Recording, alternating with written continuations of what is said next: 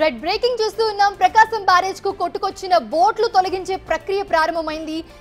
67వ number gate దగ్గరే ఉన్న 3 బోట్లు ఇప్పటికీ అక్కడే ఉన్నాయి. బోట్ల వెనుక కుట్ర ఉందని రాష్ట్ర ప్రభుత్వం అనుమానిస్తోంది. ఇప్పటికే పోలీసులు కేసు నమోదు చేసి 2 నిందితుల్ని అరెస్ట్ చేశారు. దెబ్బతిన్న బ్యారేజ్ వెయిట్లను అమర్చిన సంస్థే బోట్లను తొలగించే పనులు చేపట్టింది.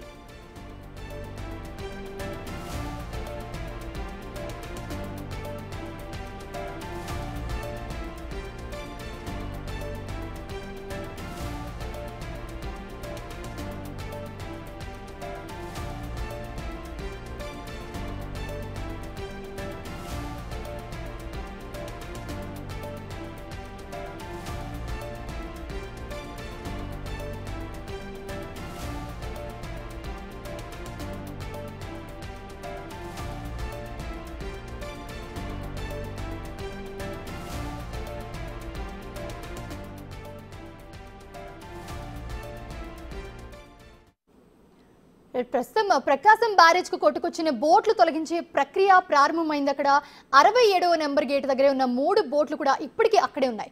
బోట్ల వెనుక కుట్ర ఉందని రాష్ట్ర ప్రభుత్వం అనుమానిస్తోంది. వెయిట్లను అమర్చిన సంస్థే బోట్లను తొలగించే పనులు కూడా ప్రస్తుతం చేపట్టింది. ఇదే అంశానికి సంబంధించి మరిన్ని అప్డేట్స్ మా ప్రతినిధి శివ అందిస్తారు. శివ,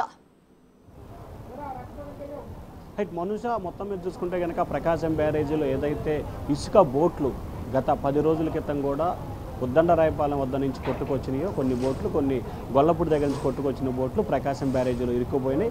ప్రస్తుతం ఆ గేట్లని తీసివేసేందుకు కూడా అధికారులు విస్తృత ప్రయత్నాలు చేస్తున్నారు. క్రెయిన్ల సహాయంతో పెద్ద క్రెయిన్ల సహాయంతో వీటిని ఇక్కడి నుంచి తీసే ప్రయత్నం చేస్తున్నారు. ఈరోజు నిన్న మొన్న ఈరోజు వరకు చూసుకుంటే పూర్తి స్థాయిలో సపోర్టింగ్ వాల్స్ బీములని పూర్తి చేసేందుకు టైం తీసుకున్నారు. వాటిని పూర్తి చేసిన తర్వాత ప్రస్తుతం ఏదైతే బ్యారేజీ గేట్ల కింద బోట్లు ఉన్నాయో ఇసుక బోట్లని అక్కడి నుంచి తీసివేసేందుకు కూడా కసరత్తు జరుగుతూ ఉంది.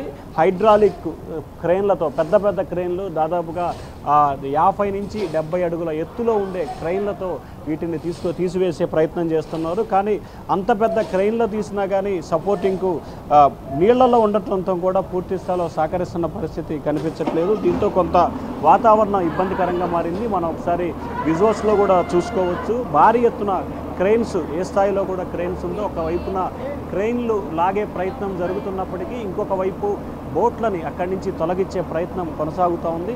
అయితే పూర్తి స్థాయిలో క్రెయిన్ల సహాయ సహకారాలతో ఆపరేషన్ బోట్లని తొలగించే ప్రక్రియ కొద్దిసేపు క్రితమే ప్రకాశం బ్యారేజీ వద్ద ప్రారంభమైంది. ఇరిగేషన్ అధికారుల నేతృత్వంలో ఈ ప్రక్రియ ఈరోజు కొద్దిసేపటి నుంచే ప్రారంభమైంది. ఇప్పటికే ఏదైతే క్రెయిన్లతో బోట్లకి ఒక చైన్ సిస్టమ్ తగిలిచ్చారో తద్వారా అక్కడి నుంచి పూర్తి స్థాయిలో పైకి లేపి తొలగించేందుకు కూడా చూసుకోవచ్చు. 2 క్రెయిన్ల సహాయంతో, ఒకటి కాదు 2 భారీ క్రెయిన్ల సహాయంతో ఇరిగేషన్ అధికారులు తొలగించేందుకు ప్రయత్నం చేస్తున్నారు. చైన్ సిస్టమ్ 2 ఒక బోటుకి సంబంధించి కూడా ఒక క్రెయిన్కి సంబంధించి ఒకవైపు కట్టడం జరిగింది, మరొక క్రెయిన్కి సంబంధించి ఇంకొక వైపు కట్టారు. ఇంకొక వైపు చైన్ సిస్టమ్ వేసి కూడా ఒక వైపు నుంచి కూడా కొంతమంది కార్మికులు దాన్ని లాగే ప్రయత్నం చేస్తున్నారు. ఏదైతే అక్కడ కార్మికులు లాగుతున్నారో అక్కడ ఆ చైన్ సిస్టమ్ దానికి లింకప్ అయి ఉంటుంది. తద్వారా బోటు కదిలే పరిస్థితి కనిపిస్తూ ఉంది. పూర్తి స్థాయిలో గత 12 రోజుల కాలంగా అక్కడే బోటు పూర్తి స్థాయిలో కూడా ఇరుక్కుపోయిన నేపథ్యంలో కూడా వాటిని తొలగించేందుకు ప్రకాశం బ్యారేజీ పైన అధికారులు ముమ్మరంగా ఏర్పాట్లు చేస్తూ ఉన్నారు. ఎందుకంటే ఇప్పటికే 12 రోజుల కాలంగా ఇక్కడే బోట్లు ఇక్కడే పూర్తి స్థాయిలో స్ట్రక్ అయిపోయిన పరిస్థితి. సో ఒక్కసారిగా స్ట్రక్ అయిపోవడంతో ప్రకాశం బ్యారేజీకి సంబంధించి ఇన్ఫ్లో తగ్గిన తర్వాత వీటిని తొలగించాలని చెప్పి అధికారులు భావించిన నేపథ్యంలో ఇన్ఫ్లో తగ్గింది. ప్రస్తుతం 2 లక్షల క్యూసెక్కులు మాత్రమే ఇన్ఫ్లో ఉంది. సో తద్వారా అది పెరిగిన తర్వాత తగ్గిన తర్వాత తీయాలని చెప్పి భావించారు.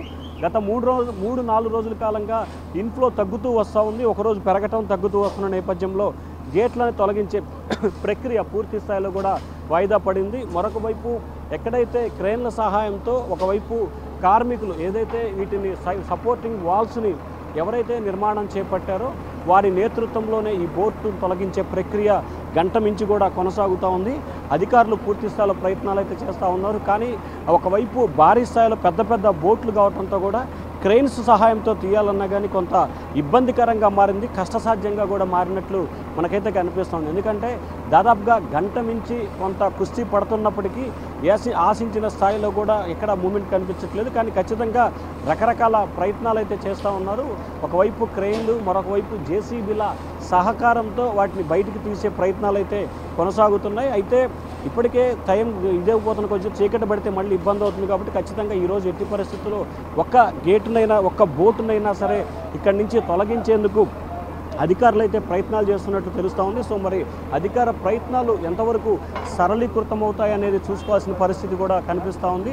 సో బోట్లకు సంబంధించి ఒకవైపు మాన్యువల్గా చైన్లు సిస్టమ్ని నడుపుతూ ఇంకొక వైపు క్రెయిన్ల సహాయంతో అంటే రెండు రకాలుగా ప్రయత్నాలు కొనసాగుతుంది. సో బోట్లని తొలగించేందుకు ముమ్మరమైన చర్యలు, ముమ్మరమైన ఏర్పాట్లు కూడా కొనసాగుతున్నాయి. ఎందుకంటే ఇప్పటికే రెండు అత్యంత భారీ క్రెయిన్ల సహాయంతో ఈ ప్రక్రియ మొత్తం కూడా కొనసాగుతూ ఉంది.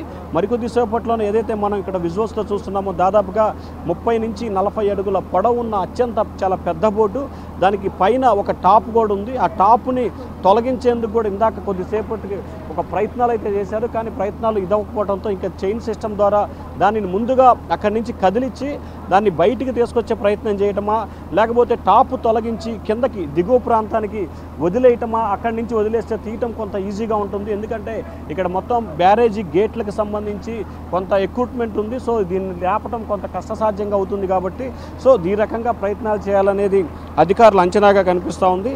దాదాపుగా ఈరోజు ఉదయం మధ్యాహ్నం నుంచి కూడా ఈ గేట్ల వద్ద ఏదైతే 70, 69, 68 వద్ద ఏదైతే మూడింటికి సంబంధించి ప్రస్తుతం 3 ఇసుక బోట్లు లోపల ఉన్నాయి. 2 బోట్లు అయితే కనిపిస్తున్నాయి. మరొక బోటు లోపల మునిగిపోయినట్లు కూడా తెలుస్తూ ఉంది.